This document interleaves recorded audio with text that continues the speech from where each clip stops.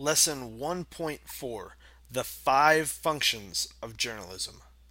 Previously, you learned why the study of journalism is important for our democracy and our world.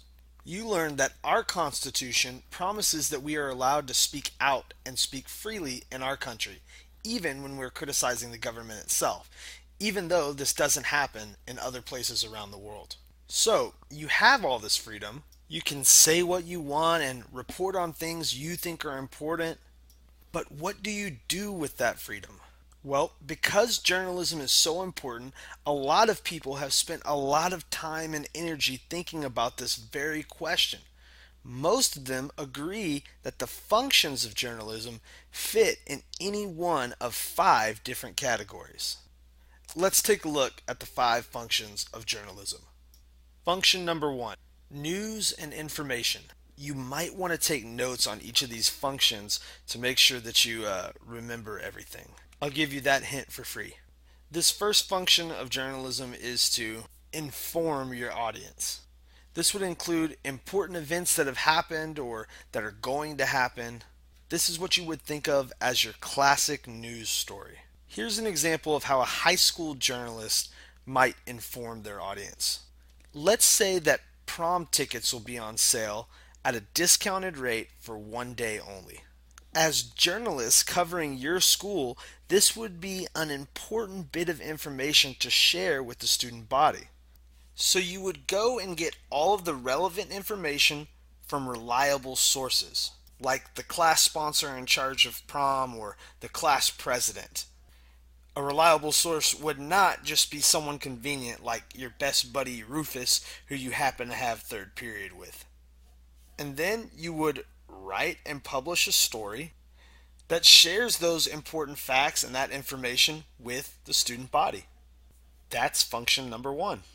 That brings us to function number two, which is the discussion of opinions. This would include any time you put your opinion into a piece of writing. Those are called editorial pieces. So let me explain again. Let's go back to our prom. Let's say there's been a lot of debate going on as to what the prom theme should be. One theme idea is a night on the farm.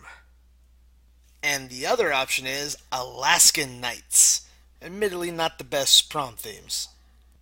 But if you were discussing opinions on this, you might interview or accept letters from the proponents of each side, and you would publish them so that the rest of the student body understands the debate. Or you might write an article expressing your opinion, which is that these are both very, very bad ideas for a prom theme, and you are suggesting what you think is the solution. And it's very important that you don't simply criticize, but you always offer a solution. Okay, function number three: cultural transmission, which means keeping the people, your audience, within a given society, keeping them connected. So, for example, you might take a survey of the top songs that the student body wants to see on the prom playlist and publish the results of those surveys. Or you can write an article on the ways different students are doing promposals this year. All of those things would be keeping people connected in your audience and transmitting culture. That brings us to function number four. The fourth function of mass media is entertainment, or to entertain your audience. And some people get confused on this. Entertainment can mean a lot of different things. A lot of different kinds of things are entertainment. We're entertained when we laugh, of course, but also sometimes we're entertained by sadness or by guilt or really any emotion. When you go to a movie and you watch a sad movie or an intense movie, you're entertained by those things as well. So entertainment covers all of these things. So let's talk about an example. If you're trying to entertain, you might write a column or publish a cartoon like this one that takes a humorous look on what not to do on your prom date or your first date. Or maybe you cover something with a different kind of emotion. Maybe you cover a sick student who's in the hospital and can't attend prom, and you cover how their friends threw a prom for them in their hospital room. That's entertaining too. Okay, finally it's time to talk about function number 5 of journalism and mass communication. We sometimes call this one the controversial one, and I'll explain why. But function number 5 is called setting the political agenda.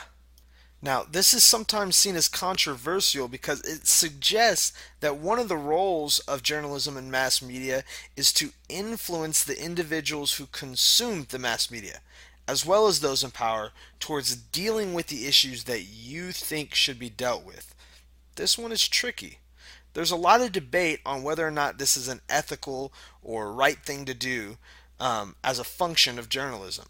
And it's controversial because a lot of people believe that this gives whoever's publishing this agenda unfair power. We'll talk about this more a little later on when we get into a discussion of the ethics in journalism, and that's coming up soon. For now, just consider what setting the political agenda might mean for you at school. It would mean you would find something that needs to be changed, like maybe a culture of cyberbullying, and you'd write a series of articles on that in order to bring about the specific change that you want to see. So, for example, let's say that you think prom should be banned because it glorifies couples and it's inconsiderate and awkward for those that are single and puts unfair pressure on single people. You might write a series of features and other editorials that stress this point from every angle in hopes that prom is banned. Just know you might not make a lot of friends with that one.